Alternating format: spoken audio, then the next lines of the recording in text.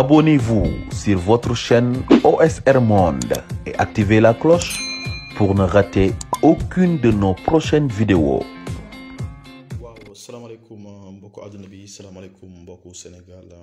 rawatina les Bargnois d'ici comme de la diaspora donc maa ngi nuyu ñëpp di leen baalu àq tamit donc ma bëggoon a ñëw rek def benn direct bu ndaw rek boo xam ne nii ça va pas prendre du temps donc wax si li xam ne mooy di interpeller monsieur le maire de la commune de Bargny ci li xam ne mooy affaire des bourses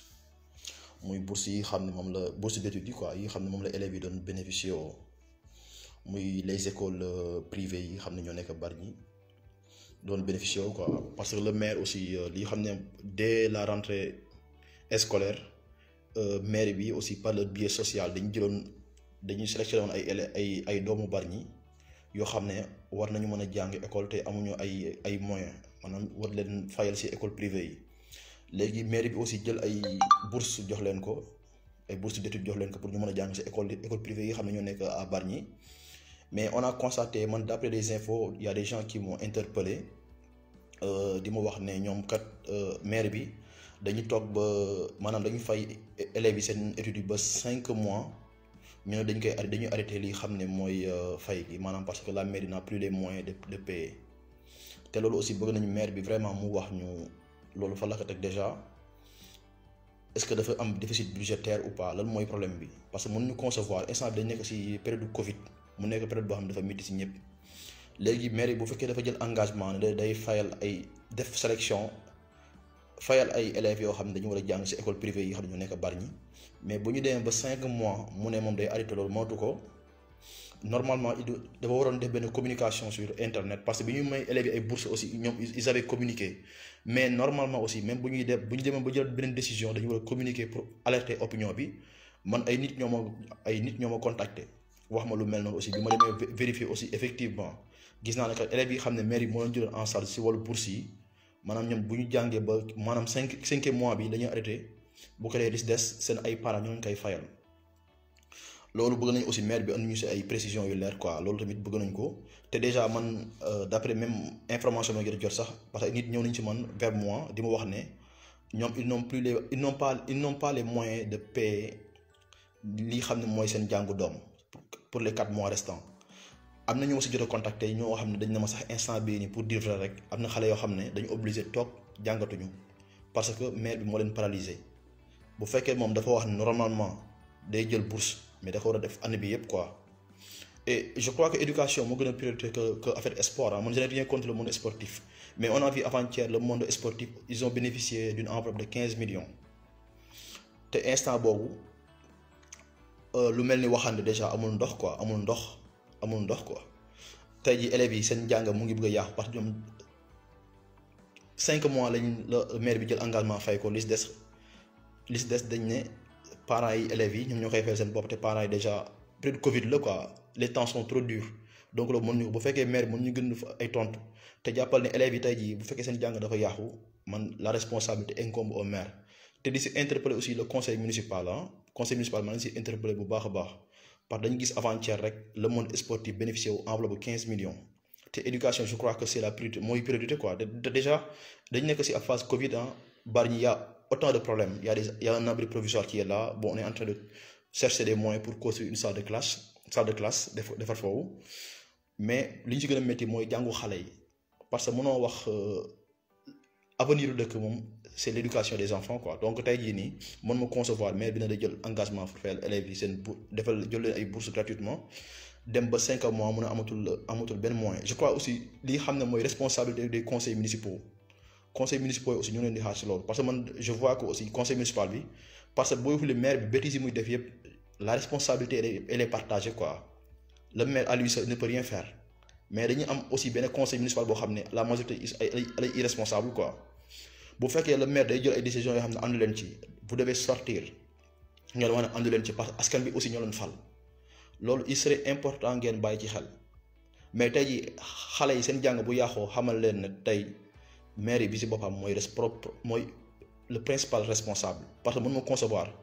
nga ne da ngay joxe bourse pour 1 an nga dem ba ci biir 5 mois nga ne léegi mën a toog ko na parents yi fay te parents yi ñu su bëri amuñu ay moyens yu ñuy fay, am ñoo xam ne amuñu 15 000 francs yu ñuy fay, am ñoo xam ne amuñu 10 000 francs yu ñuy fayee. Mais la mairie dans son volet social doit faire beaucoup d'efforts même.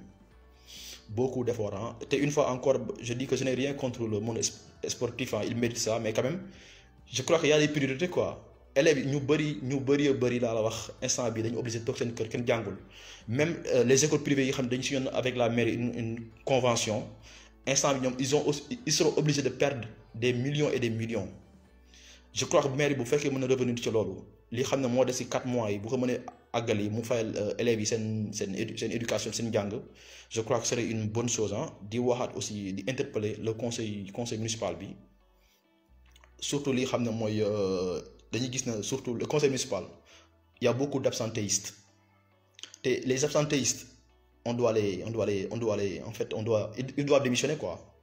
C'est une suppléant yi ñëw zéro. Mais tey jii dañuy gis ne kat maire bi mooy le maire à lui seul avec une petite bande d'amis ñoom ñooy buum di buum yi. Les conseils municipaux yi xam ne dañu leen fal ñoom normalement bu fekkee maire dafa jël ay décisions yoo xam ne nii àndu leen ci yéen da ngeen war a génne ngeen wax ne que li ànduñu si quoi, parce que maire bi it bon. Lu ko neex lay défense moom mooy buur di buum yi. Maire bi je dis que amul sax coopération tey am na affaire yu bëri yoo xam ne nii mu ngi xew. Par exemple Djibril Faye c'est un adjoint au maire, mais moom tey yu bëri duñ ko si yëgal. Ku si mel ni Wara Gana Seck il a été écarté par le maire. Yooyu yëpp ay injustice yoo xam ne dañ ko war a dénoncer.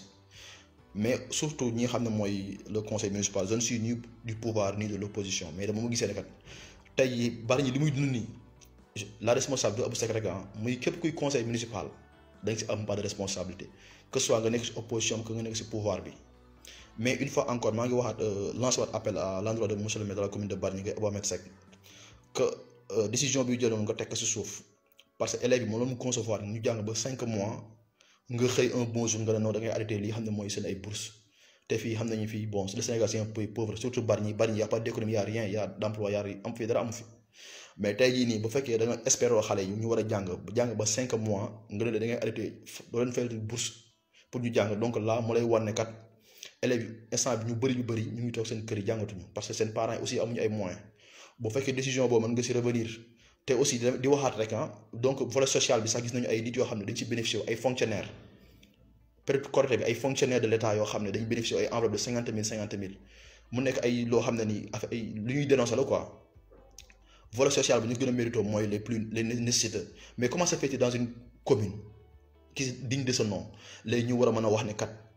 ay fonctionnaires de l'État ñu ngi bénéficier aide sociale ay 50 000 loolu c'est malhonnête. Maire bi